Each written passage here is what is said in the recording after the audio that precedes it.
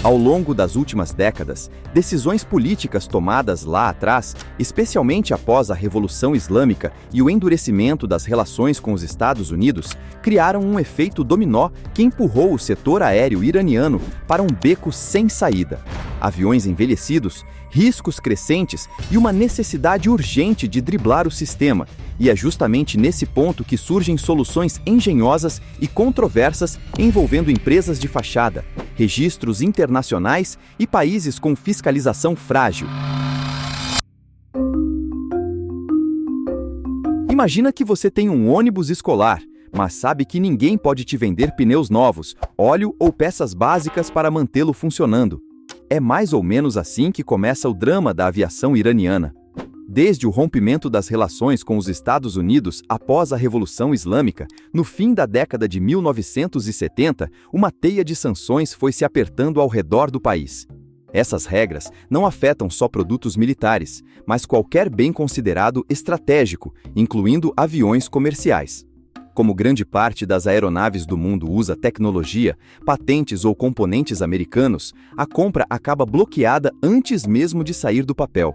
Na prática, o Irã ficou preso ao passado, operando máquinas envelhecidas num setor que depende de atualização constante. O problema se agrava porque não é apenas o avião inteiro que entra na lista proibida, mas também peças, softwares e serviços de manutenção.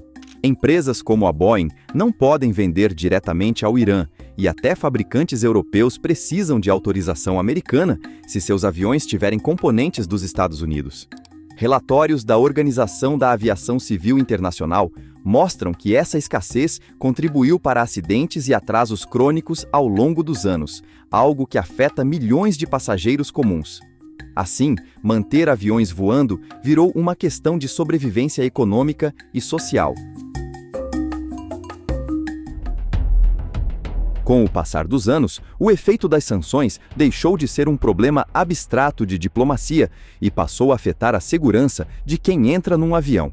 No início dos anos 2000, dados reunidos por órgãos ligados à Organização da Aviação Civil Internacional indicavam que a frota iraniana estava entre as mais antigas do mundo em operação. Aviões com mais de 30 anos continuavam voando porque simplesmente não havia substitutos disponíveis.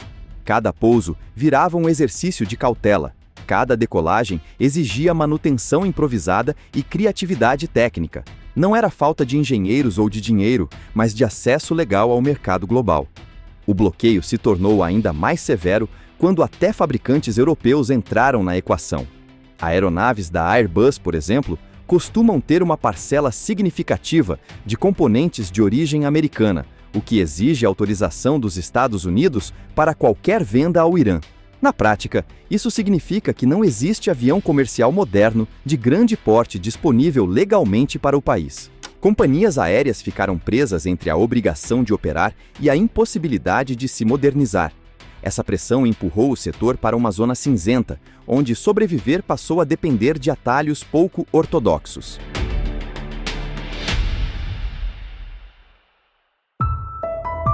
Longe dos radares políticos e mais perto do deserto, existe um lugar onde aviões são estacionados quando cumprem sua missão.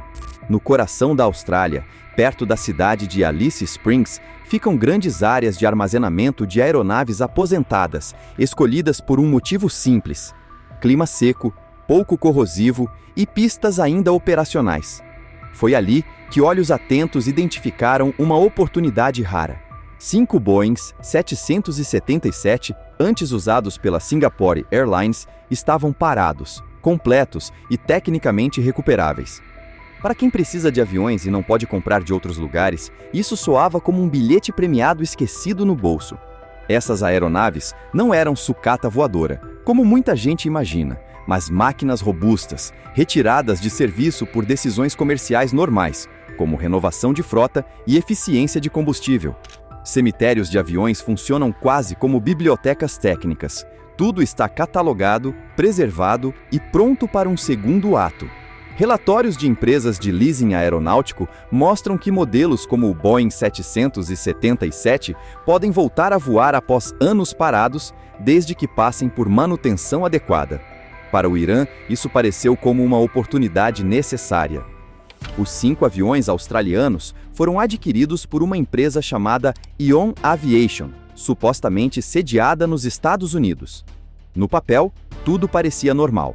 Compra legal, documentação em dia e registro aprovado. Na prática, investigações de jornalistas especializados em aviação apontaram que a empresa não tinha frota ativa, funcionários visíveis ou histórico operacional relevante. Ainda assim, os aviões foram registrados oficialmente sob supervisão da Federal Aviation Administration, o que lhes dava uma aparência de total legitimidade. Esse primeiro passo foi crucial porque transformou aeronaves abandonadas em ativos legalmente reconhecidos pelo sistema mais respeitado do mundo. Uma vez dentro da estrutura regulatória americana, os aviões ganhavam passado, identidade e, principalmente, mobilidade internacional. Especialistas em compliance aeronáutico explicam que esse tipo de registro cria uma espécie de blindagem temporária contra suspeitas imediatas. O esquema não precisava durar muito, apenas o suficiente para permitir o próximo movimento. E quando a legalidade começa como disfarce, o próximo ato costuma envolver uma troca rápida de identidade. Quando a vitrine americana já tinha cumprido seu papel, veio a próxima mudança. Os aviões foram então vendidos para a Udon Aviation, uma empresa registrada em Madagascar, um país com presença discreta no cenário da aviação global. Essa troca não foi casual, pois ao mudar o local de registro, as aeronaves deixavam de responder diretamente às autoridades dos Estados Unidos. Documentos de registro mostram que a transferência ocorreu sem grandes obstáculos, algo comum em jurisdições com menor capacidade técnica e administrativa. Nesse momento, os aviões começavam a se afastar do centro do radar internacional. Essa prática é conhecida no setor como flag hopping, um pulo estratégico entre registros nacionais para reduzir controle e vigilância.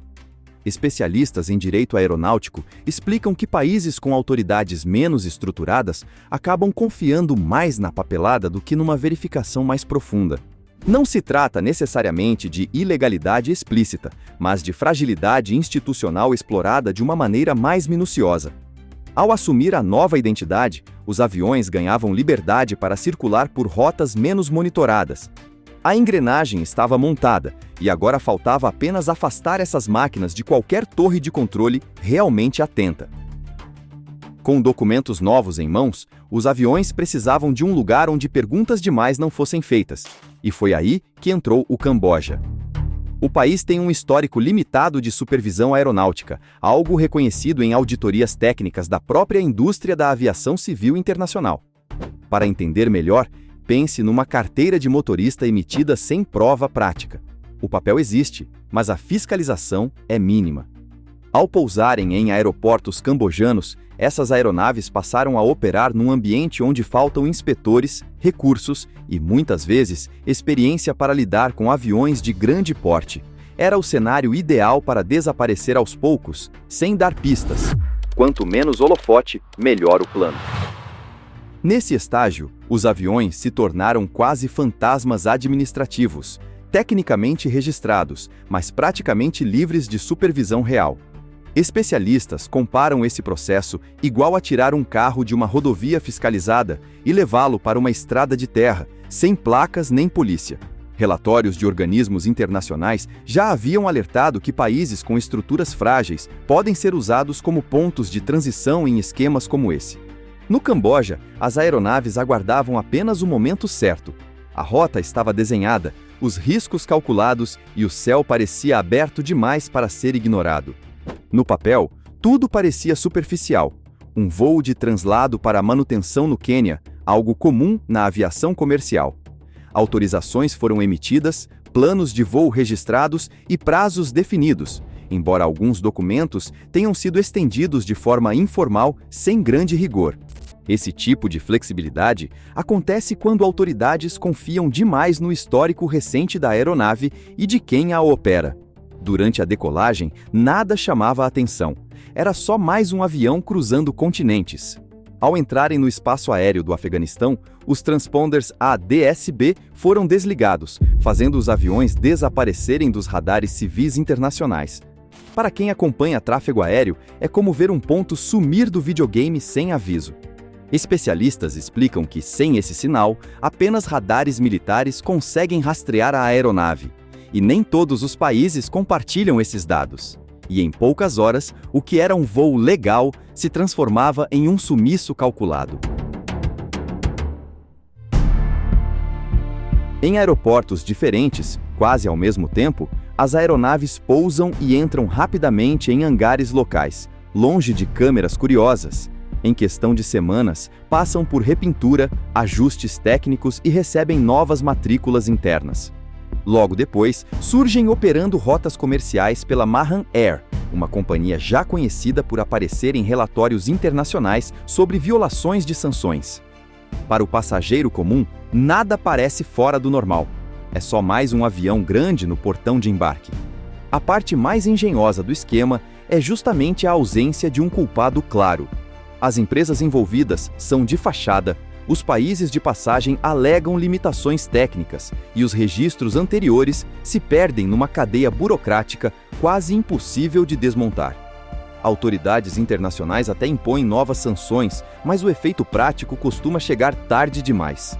Em poucos meses, os aviões já fazem parte da rotina do país, transportando pessoas, cargas e receitas essenciais para a economia iraniana. E assim, sem espetáculo nem confissão, um dos esquemas mais complexos do céu moderno se encerra.